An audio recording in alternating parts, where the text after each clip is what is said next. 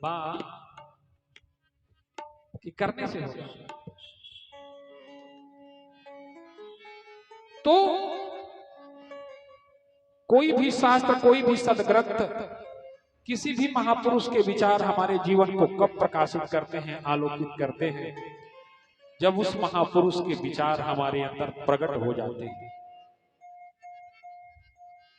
क्योंकि बल्ब के अंदर जब तक बिजली का करंट नहीं जाता तब तक वो प्रकाश कहां फैलाता है। इस पंखे के अंदर जब तक विद्युत का करंट ना आए तब तक ये कहां चलता है। तो करंट क्या है? महापुरुषों के वो विचार हैं। वो विचार जब हमारे व्यवहार में उतर जाते हैं तो उसका प्रभाव हमारे स्वरूप में दिखने लगता है, स्वभाव में दिखने लगता है। अच्छा, भगवान के नजदीक होने का सबसे बड़ा प्रमाण क्या है? कैसे पता करेंगे आप लोग कि कौन व्यक्ति भगवान के सबसे नजदीक है? पूजा कितने लोग करते हैं? हाथ उठाओ। 1 2 3 4 5। अच्छा, अब पाठ कितने लोग करते हैं? चलो, पूजा करने वाले 15-20। अब पाठ कितने लोग करते हैं? ठीक है, ठीक। अब ध्यान दीजिए, ये कैसे पता चलेगा कि कौन व्यक्ति भगवान के नजदीक है? कभी आपने सोचा है कि आप जो पूजा करते हैं वह आपके इष्ट, आपके आराध्य, उससे रिझते हैं कि नहीं, स्वीकार करते हैं कि नहीं? कैसे पता चलेगा? अगर दूध में जूरन पड़ा था तो सवेरे दही तैयार हो जाएगी, चाहिए ना? अगर शाम को किसी पौधे को, बीज को भिगो दिए और सुबह छान के रख दिए, अगर नमी उसके अंदर तक उतर गई तो उसमें से अंकुर निकल जाना चाहिए ना? आप कैसा बीज डाले हैं कि अब तक भक्ति का अंकुरण नहीं हुआ? कैसी पूजा करते हैं कि भक्ति प्रकट नहीं हुई, उग नहीं पाई आपके हृदय में? अच्छा, ईश्वर के कौन व्यक्ति नजदीक है इसका कैसे पता चलेगा? आप लोगों को कुछ अनुभव है ना? शायद राजेश बाबा का कौन अनुभव है? कौन व्यक्ति? अभी हमसे पूछे तो हम कहा कहते हैं, रंगा कहाँ बने, ये बने की कहीं और? कौन व्यक्ति ईश्वर के नजदीक है या कैसे पता चलेगा? बहुत आसान, कठिन है। हमके तो लगा था कि खोआ भूजे वाला का कपड़ा बता दे कि खोआ वाला हो, बता दे कि ना हो। जो व्यक्ति खोआ भूज रहा है उसके कपड़े की सुगंध बता देगी कि ये खोआ वाला है। गोबर फेंकने वाले का शरीर की जो सुगंध है, खुशबू है, वो बता देगी कि ये पशुओं को रखने वाला है। और इत्र बेचने वाले का, तो भगवान के नजदीक रहने वाले का स्वभाव बता देगा कि ये ईश्वर के नजदीक है। अगर ईश्वर के नजदीक है तो ईश्वर का स्वभाव उसके अंदर उतर जाएगा, उसके विचार में, उसके व्यवहार में, उसकी रहनी में, उसकी सहनी में, उसके आचरण में। और अगर मंदिर में भी बैठ के उसके अंदर वो विचार नहीं उतरा, भगवान का स्वभाव उसके व्यवहार में नहीं दिखा, तो कैसे मानोगे कि ईश्वर के नजदीक है? क्योंकि ऐसा हो ही नहीं सकता कि हाथ से गुलाब छुओ और उसकी खुशबू हाथ में ना आए। संभव?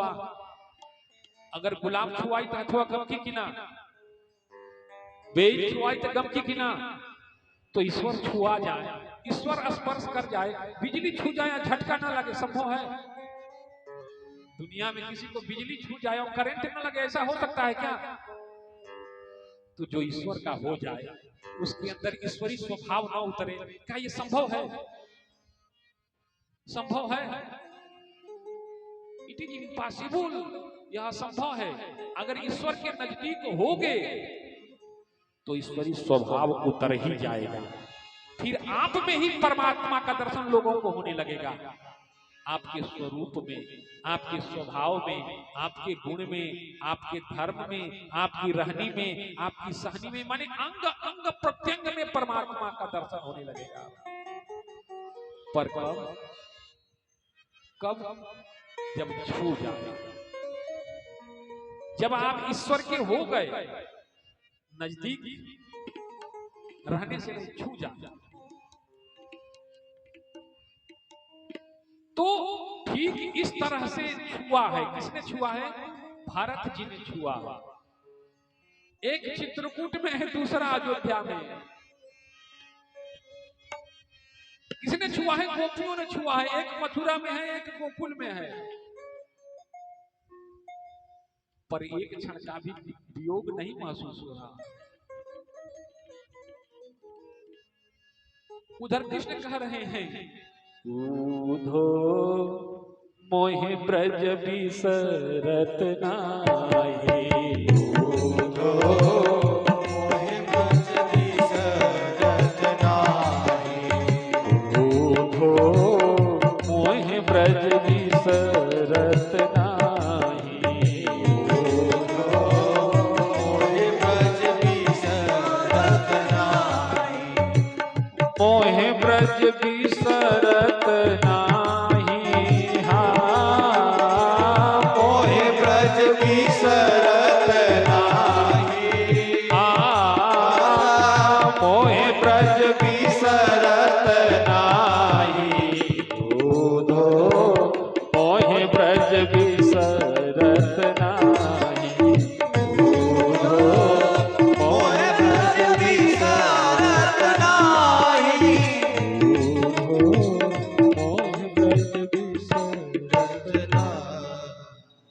उधर कृष्ण कह रहे हैं, उधर इष्ट कह रहा है, उधर श्रीमन कह रहा है, उधर शिव कह रहा है, इधर जीव भी कह रहा है।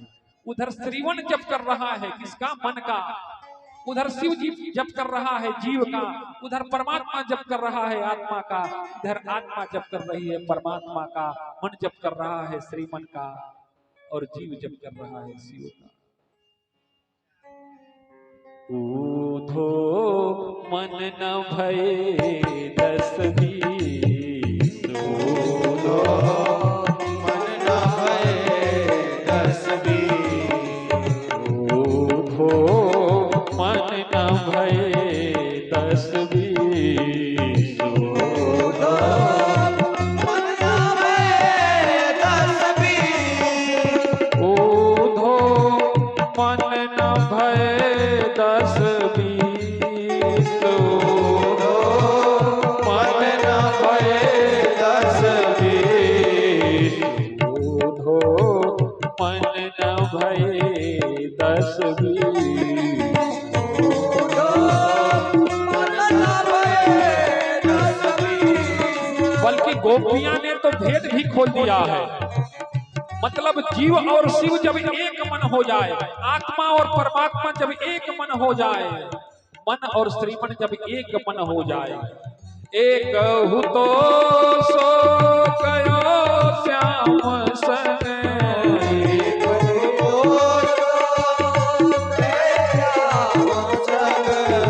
एक हु तो सो कयो श्याम सन, एक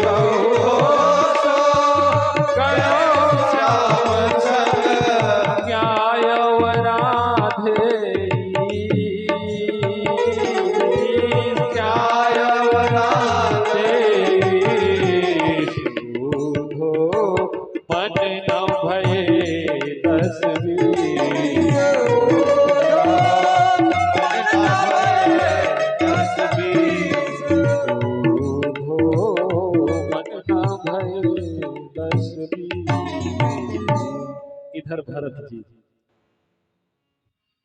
राम जी का चिंतन, उधर राम जी भरत जी का चिंतन। देखो कनेक्टिविटी देखो, कौन कहता है वो तार तब तक तार है माई बाप जब तक बिजली से नहीं छुआ।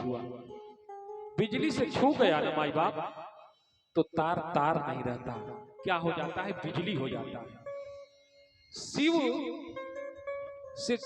को स्पर्श करके, शिवत्व का स्पर्श करके जीव भी शिव स्वरूप हो जाता है। परमात्मा का स्पर्श करके आत्मा भी परमात्मा स्वरूप हो जाती है और श्रीमन का स्पर्श करके मन भी श्रीमान स्वरूप हो जाता है। ये दूरी क्यों है? अज्ञानता के कारण, अस्पष्टता के कारण, अपूर्णता के कारण। पूर्ण कब होगा? अपन तो पूर्ण हो नहीं सकते। अपन तो जीव है, त्रुटियां रहेंगी ही रहेंगी। अपने पास मन है, चंचल होगा ही होगा। पर ये मन जब परमात्मा को समर्पित हो जाए, ये आत्मा जब परमात्मा को समर्पित हो जाए, जीव जब शिव में लग जाए तो शिव स्वरूप हो जाता है। आत्मा परमात्मा में लग के परमात्मा स्वरूप हो जाती है और मन श्रीमन में लग के श्रीमन स्वरूप हो जाता है। पर जब लगे तब बिजली के नजदीक तार रखने से करंट थोड़े ना उतरता है माई बाप। क्या बिजली के नजदीक रहने से करंट उतरता है कि बिजली में छू जाने के बाद? अच्छा, बिजली कभी भेद नहीं करती हो सकता है कि तुमको रामायण पढ़ने से कहे तो रामायण नहीं पढ़ सकता, तो भागवत नहीं पढ़ सकता। पढ़ नहीं सकते, सुन तो सकते हैं। और पढ़ने आएगा तो पढ़ भी लेंगे। दुकान में, बाजार में किताब मिल रही है, खरीद लेंगे। आपके सामने नहीं पढ़ेगा।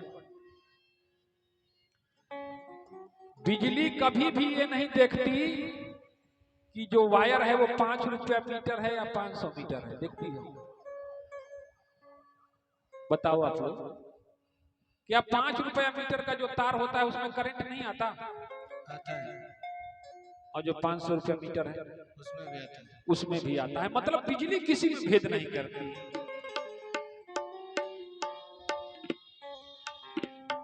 जो छू जाए माई बाप तार, वो बिजली हो जाता है।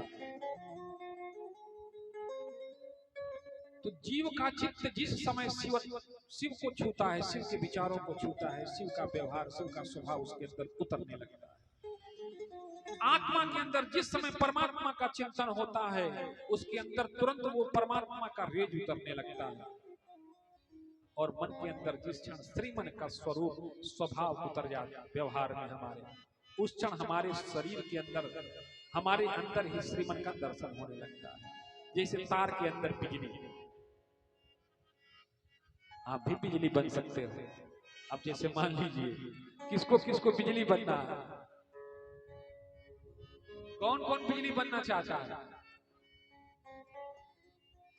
कोई नहीं। बात समझो, बिजली बनने के लिए बिजली को छूना पड़ेगा। और बिजली छू दोगे तो तुम्हारे अंदर करंट उतर जाएगा। और करंट उतर जाएगा तो जो जो छूता जाएगा करंट उसको पकड़ता जाएगा। इसीलिए हिरण्यकश्यप ने जब प्रहलाद को देखा ना कि इसको विष्णु भक्ति वाला करंट छू गया, तो सबसे पहले उनके गुरु जो थे संडामार्की, उनको बुला करके क्लास ले आए। तो उनको भेजते हैं हम असुरों की शिक्षा पढ़ाने की, देवताओं का शिक्षा पढ़ाने। क्या पढ़ाते हो क्लास में? हमारा पुत्र होकर के हमारी प्रशंसा नहीं करता, हमारा गुणगान नहीं करता, खाता हमारा है और गाता विष्णु का है। पर गर्भ से ही छू गया था। गर्भ में जब प्रहलाद थे तो हिरण्यकश्यप की जो पत्नी थी उसको इंद्र लेके जा रहा था। नारद जी ने फटकारा और अपने आश्रम में रखा और उसको सत्संग सुनाया। उसी सत्संग का प्रभाव था कि प्रहलाद संत बन गया। तो सुनने का और सुन के गुनने का जो असर होता है उसको आपको सफाई थोड़ी ना देना पड़ेगा। जब सत्संग आप में उतर जाएगा तो आपको वाणी से अभिव्यक्ति नहीं देनी पड़ेगी। फिर सामने वाला देख के ही बता देगा कि हाँ कोई भद्र पुरुष है। अब भरत को देखने वाले को तो स्वतः भरत को क्या गवाही देना पड़ता है कि हम राम जी से बहुत प्रेम करते हैं? भरत जी ने कभी भी कहा है क्या कि हम राम जी से प्रेम करते हैं? पर भरत जी से जो जो मिले सब यही कहे कि धन्य भरत, धन्य भरत,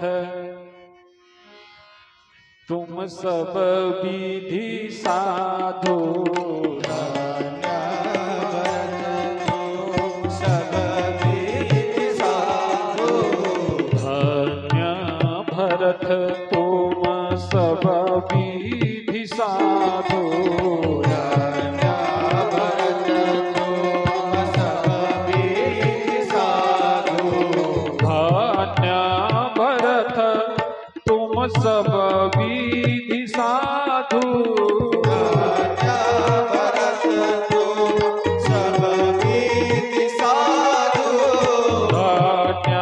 भरत तुम सब विधि साधु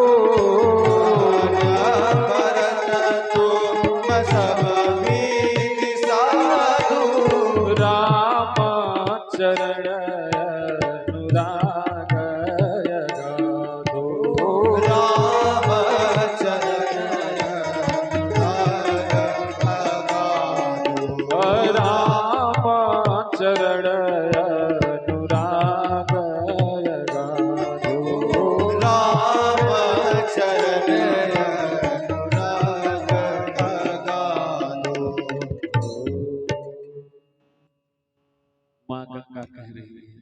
धन्य हो भरत, साधुता तुम्हारे अंग प्रत्यंग स्वभाव सब में साधुता का दर्शन हो रहा है।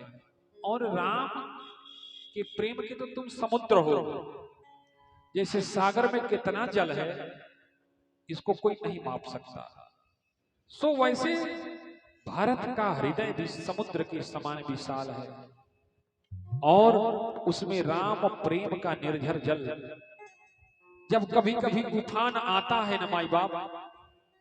अच्छा एक बात और है, नदी नालों में ज्वार नहीं आता, आता है क्या? आता है। किसमें आता है? सागर में। तो जब कभी कभी प्रेम का ज्वार आता है ना तो आंखों से छलक पड़ता है, आंखों से छलक पड़ता है, शरीर ग्रसित हो गया है। अच्छा कैसे माने कि ये जो विरह कातर आंसू है ये समुद्र के जल के समान है। अच्छा समुद्र को कितने लोगों ने देखा है? समुद्र के जल का पान कितने लोगों ने किया है? कैसा होता है? खारा। और आंख के आंसू को कितने लोगों ने चखा है? वो कैसा होता है?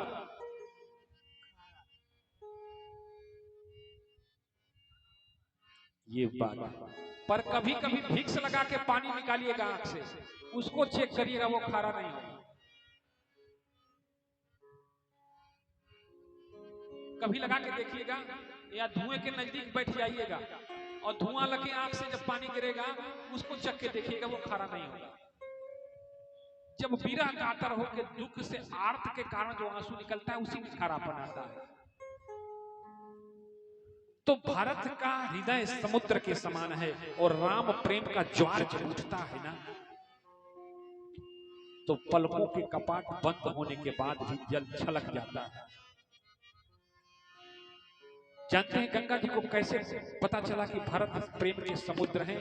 क्योंकि भारत के आंसू छलके जब ना तो टपक पड़े गंगा जी, और भारत के आंखों के आंसू को जब चखा गंगा जी ने तो मजबूर होकर कहना पड़ा कि धन्य भरत तुम सब विधि साधो, धन्य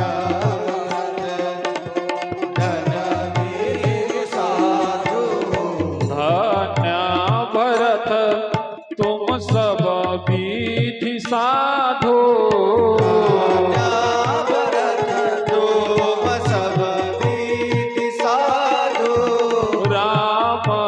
चरण अनुराग गाधो, राम चरण अनुराग गाधो, ओ राम चरण अनुराग गाधो।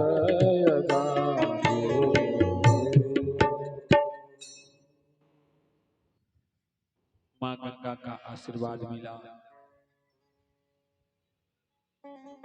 मां गंगा से आशीर्वाद लेके भरद्वाज जी के पास पहुंचे, पर भरद्वाज जी भी बेसुध हो चुके हैं। हो सुध बुध खो गया। जैसे कोई किसान जब 6 महीना मेहनत करके फसल काट लेता है और काट के आके ले आके गोदाम में रख लेता है, तो बिंदास हो के बिस्तर पर चारपाई पर सोता है, खेत की तरफ उसका ध्यान नहीं जाता। लेकिन जब तक फसल खेत में होती है तब तक उसको बिस्तर पर नींद भी नहीं आती। आती है क्या? भारद्वाज जी ने कहा, हमने जीवन में जो तप किया, जप किया, ध्यान किया, उपासना किया, साधना किया, वो उस जगतपति राघव राघवेंद्र के दर्शन के लिए किया।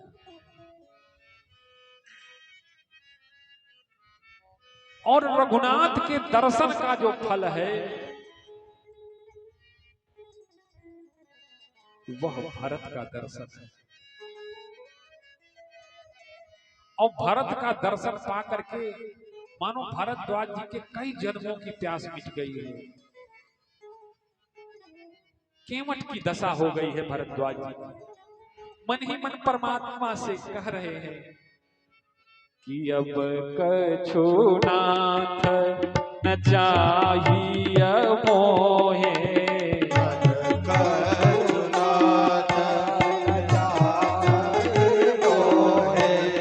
अब कछु नाथ न चाहिए मोरे,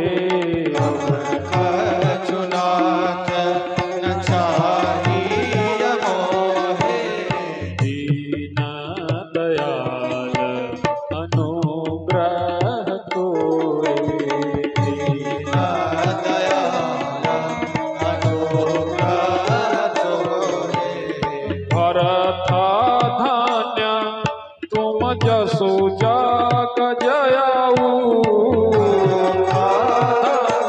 तुम जसो जाग जयाऊ, कहियास प्रेम मगन मोनि भयऊ, कहियास प्रेम मगन मोनि भयऊ, कहियास प्रेम मगन